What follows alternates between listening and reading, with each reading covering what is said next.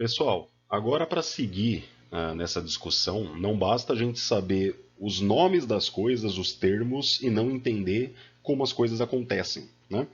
Então, uma coisa importante que a gente tem que pensar aqui: como são formadas as identidades das pessoas, né? Lembrando que quando a gente fala de identidade aqui, eu estou pensando sempre na identidade desse indivíduo social, né? Lembrando que o ser humano tem a sua dimensão natural biológica e tem a sua dimensão social também, né? Vamos dar uma olhada aqui do lado esquerdo. Primeiro, uma coisa que tem que ficar clara para todo mundo: o ser humano, enquanto indivíduo social, ele não nasce pronto. Você não nasce o indivíduo que você é ao longo da sua vida. O indivíduo humano, a sua identidade social, ela passa por um processo de transformação muito grande, tá? Desde que a gente nasce, a gente tem que ser inserido na sociedade. Para ser inserido nessa sociedade, a gente tem que aprender a se relacionar com os outros e a gente tem que formar uma identidade dentro de tudo isso. Isso é o que a gente chama de processos de socialização, tá?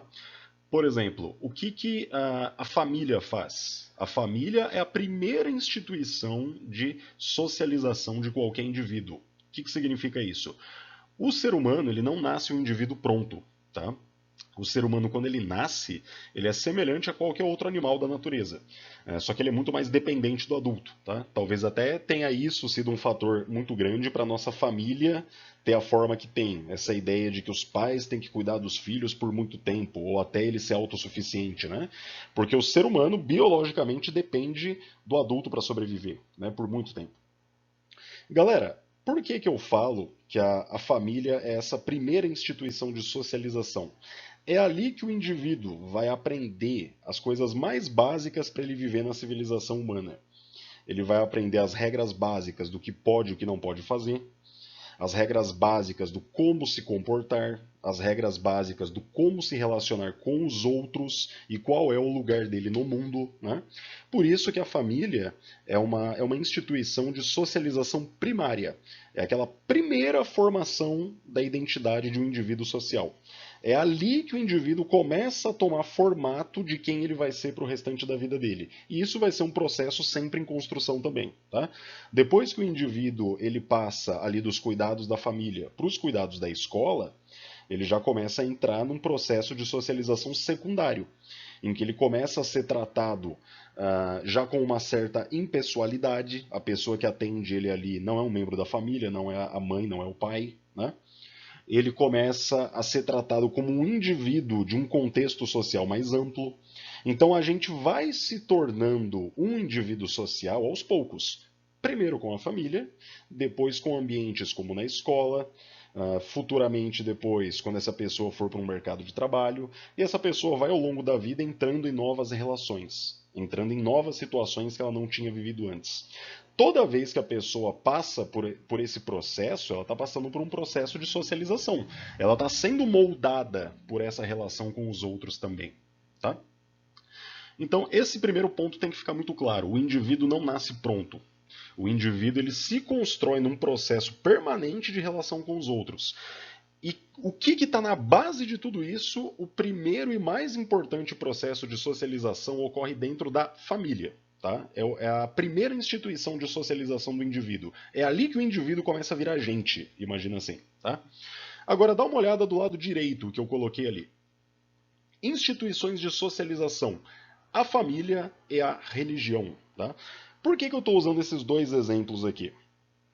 Se a gente olhar para toda a nossa cultura ocidental, a gente vai perceber um certo padrão do que se entendeu por família em muitos períodos históricos. Não todos, mas em muitos períodos históricos. Né?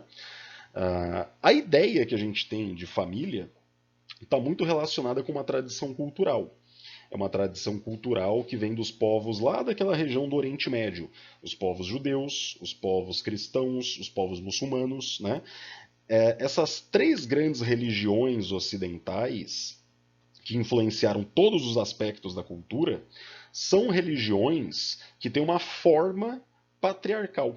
Tá? O que é uma forma patriarcal? Elas têm todas essas culturas, tá, que influenciam muito o Ocidente, elas têm esse modelo de família que é encabeçado pelo homem, tá, que tem o papel da mulher como geralmente submissa ao homem, e esses dois juntos cuidam dos filhos e da casa e das suas propriedades. Tá? A gente chama hoje esse modelo de família nuclear. É a família que tem como esse núcleo, tá? O pai, a mãe e os filhos, certo? Por que é importante entender isso? Isso não é um modelo universal. Se você for para várias outras culturas, você vai encontrar outros formatos de famílias também, em outras estruturas sociais. Famílias matriarcais, famílias que são poligâmicas e não monogâmicas, né? Onde você não tem só um casamento entre duas pessoas, você tem casamentos entre mais pessoas no mesmo círculo familiar. Tá? Alguns segmentos da própria religião islâmica adotam a questão da poligamia até hoje. Tá? Alguns segmentos pequenos também de religiões cristãs, eu poderia até citar alguns nomes, mas não vou entrar nisso agora, também tem a questão da poligamia, tá? Usando também como base alguns aspectos da religião, certo? Por que é importante entender isso? O que a gente entende por família é um dado cultural e histórico, tá? Tem a ver com um modo de se organizar a casa, de se organizar o trabalho, tanto doméstico quanto fora da casa, e um modo de se criar e educar os filhos também.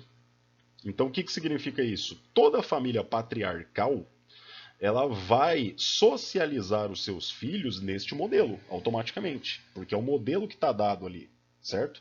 Sempre parecerá natural, numa família patriarcal nuclear, que o filho macho seja educado como homem patriarcal, essa figura de homem especificamente, e sempre parecerá natural para essa família criar, educar a filha fêmea, né, dentro do modelo de mulher desta família constituída historicamente e culturalmente. Tá? Sempre para nós, um outro modelo de família, que seja de outra cultura ou de outro tipo que não esse, ele vai parecer estranho, né? Porque é um modelo que a gente já entende como natural, esse modelo patriarcal, certo? Mas é muito importante entender que tanto a família patriarcal como a religião patriarcal são frutos de algumas sociedades, não de todas, tá? Não é um modelo universal. Inclusive, eu quero discutir na sequência com vocês um pouco mais de como isso acontece no nosso país.